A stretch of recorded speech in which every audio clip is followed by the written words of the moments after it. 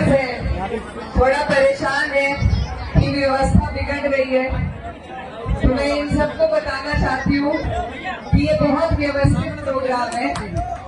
ऐसे इतनी भीड़ में इतना व्यवस्थित प्रोग्राम हमने कहीं नहीं देखा। ये आप सबकी मेहनत है और दूसरा ये प्यार है। मेरे वालिद साहब, मेरे वालिद मरहूम चौधरी मुनव्वर हसन इस क्षेत्र के जनप्रतिनिधि रह चुके हैं। उनका बेहद लगाव इस क्षेत्र से था, आप सबसे था और अपने जिंदगी का बहुत अहम लम्हा उन्होंने आप सबके बीच बिताया। जितना काम मुझे लगता है मेरे वालिद मरहूम ने अपने खून पसीने की मेहनत से आप लोगों के बीच किया है, इतना तो कैराना में भी नहीं किया। तो वो प्यार था आपके लिए उनका, और आज भी वही जुड़ाव है, वही लगाव है और उन्हीं रिश्तों के ताल्लुक से मैं आपके बीच में आई हूँ। भले ही ये हमारा क्षेत्र ना लगता हो, लेकिन जो प्यार आप लोगों का हमेशा हमारे लिए बना रहता है, दुआओं के रूप में हो चाहे या समर्थन देने के रूप में हो, सबकी रिश्तेदारियां हैं इधर से उधर। और मुझे बहुत अच्छी तरीके से मालूम है कि मेरे चुनाव में भी आप सबने जितनी मेहनत मुजफ्फरनगर पे की, उससे दुगनी मेहनत आपने कैराना के लिए की है। तो आप सबका बहुत बहुत शुक्रिया।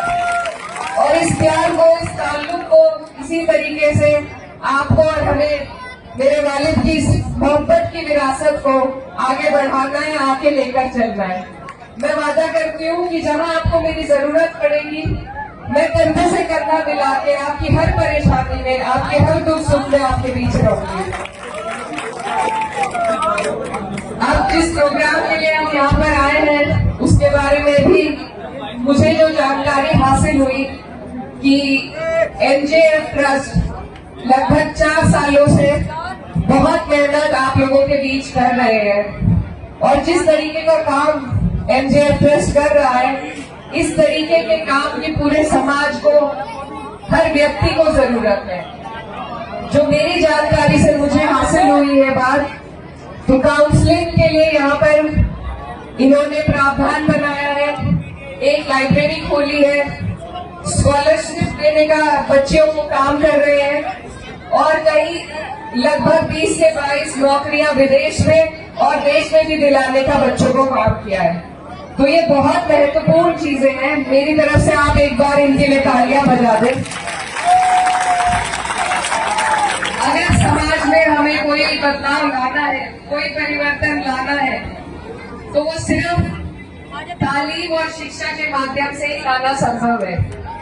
तो अगर हमें कहीं मेहनत करने की जरूरत है, हम सबको मिलकर अगर कहीं मेहनत करने की जरूरत है, तो वो शिक्षा की फील्ड में, तालीम की फील्ड में अपने बच्चों को आगे बढ़ाने की जरूरत है।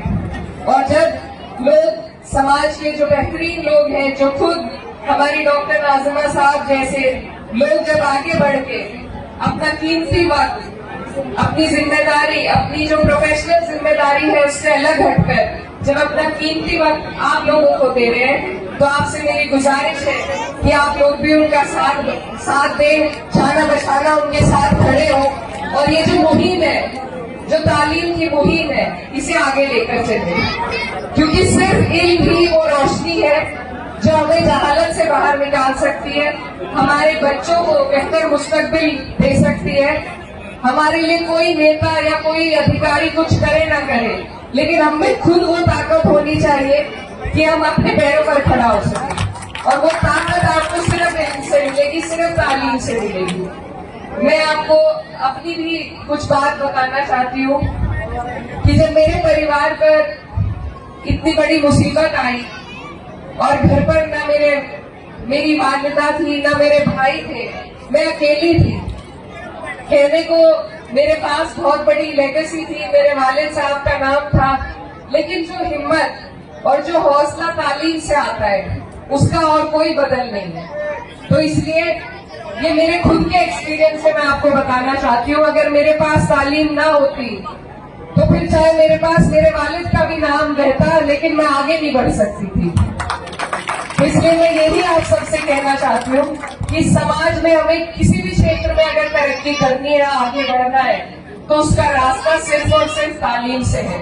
आपको किसी की तरफ देखने की जरूरत नहीं कि कोई आपकी मदद करेगा या नहीं करेगा, कोई आपकी आवाज उठाएगा या नहीं उठाएगा।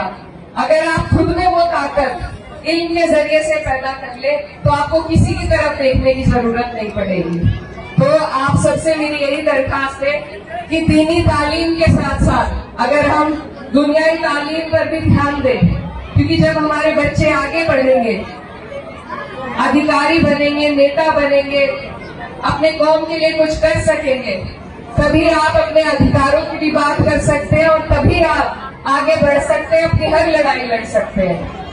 आज समाज में हम ये तक नहीं जानते कि हमारे अधिकार क्या क्या है। हमें दबाया जाता है, कुचला जाता है, ये सिर्फ इसी वजह से कि हमें मालूम ही नहीं है कि हमारे पास